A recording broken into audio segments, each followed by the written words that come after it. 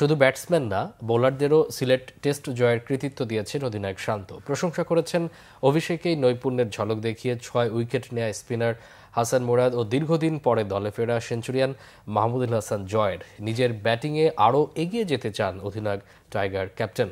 মুশফিকের শততম টেস্ট হিসেবে আয়ারল্যান্ডের বিপক্ষে ঢাকা টেস্ট উদযাপনে মুখিয়ে বাংলাদেশ দল।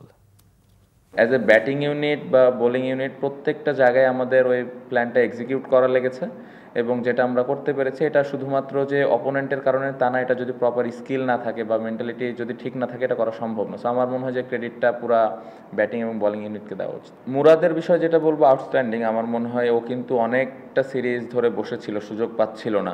জয় দলে ছিল না, দলে বাদ পড়ার পরে আবার নিজেকে ইমপ্রুভ করে এভাবে কামব্যাক করে প্রথম ইনিংসে এত বড় ইনিংস, এটা আসলেই তার জন্য অনেক কঠিন ছিল। প্লেয়াররা আমরা চাই ওই দিনটা বা ওই পুরো 5টা দিন আমরা উপভোগ করব, এরকম একটা অ্যাচিভমেন্ট আমাদের বাংলাদেশে কখনো হয় না। সো আমরা সবসময় আশা করি যে এরকম একটা মানুষকে সর্বোচ্চ পর্যায়ে আমাদের সম্মানটুকু দেওয়া উচিত।